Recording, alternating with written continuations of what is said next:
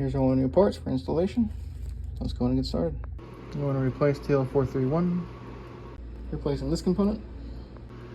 There you are. After cleanup, we'll install thermal materials and make sure all that stays nice and cool. Here's our bulk capacitor, rated for 500 volts. Should be a good upgrade. Going to replace our shorted inline bridge rectifier. Accidentally broke the fuse clip here. That's my fault, so we're going to go ahead and replace that with an upgraded one at no additional charge. Replace all of our capacitors here. All of these are new. And then our caps here where we had the char damage. Underneath that, we went ahead and added some structural integrity with some epoxy underneath this and filled in the gaps. And then we also potted these down. You can see that they're potted onto the sides to give them some structural strength and keep them from moving. And all this looks good.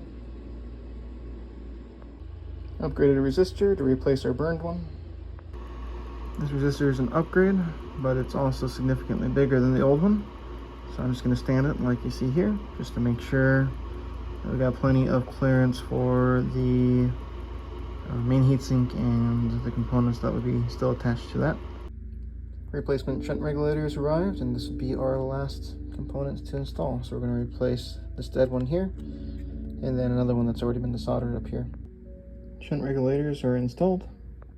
Before I reinstall the main heatsink, just gonna make sure these capacitors here are nice and solid. This is gonna be over the repair area, so I wanted to make sure that they're not gonna move around too much and cause things to shift unnecessarily.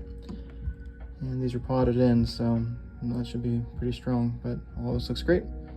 Let's go ahead and put the main heatsink back on. Let's go ahead and give this a good cleaning, reapply thermal paste, and let's get it back home. Looks like they were truly using this as a heatsink. None of our components are actually soldered on, and they have a plastic separator to make sure those grounds are isolated from this main line here, even though that's also soldered somewhere else. So maybe they're just using that plane just for thermal. But in any case, I'm going to take this apart. This thermal paste that was originally here is very dried out. So we're going to get all this cleaned up and get that replaced with a new industrial product. And this is what we're going to do for each and every one of these. Clean up the heatsink behind it, clean up the plastics, clean up this, and then we're going to go ahead and apply some industrial thermal padding. Just like that. The one on the far left is complete. Just got to do it a handful more times.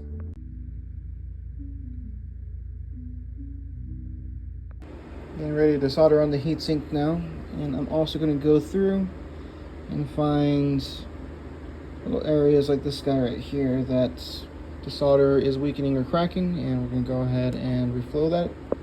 Make sure that all of this is good and welded on strong. There's that area underneath the microscope. You can see how it's starting to form cracks here at the bottom. But I'm going to resolder all this, make sure everything looks solid. And there's that weld after being reworked. You can see how shiny it is compared to the other one that's above it now. And that's how we're going to try and get all of these to look. We're going to look over every single one. And then there's that one right there that's still cracked. So let's go on and move on through things. Everything is still drying here, but all of our solder work is completed. So now we're going to go ahead and touch up some of these damaged areas that just need a little more epoxy. There's a little copper trace right there that's being exposed just a little bit. The traces on this PCB were actually quite thin, so I had to be pretty delicate with the entire process. But anyways, we'll go ahead and go through this one last time and make sure that our epoxy work is nice and secure. And we'll just double check the integrity before we put it together and get it back home.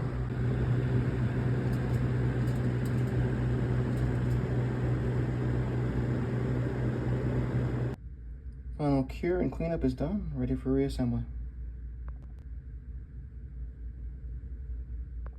I didn't realize our new fuse block was going to be as wide as it is, but hopefully this all works. But this is the last step. Fuse reinstalled.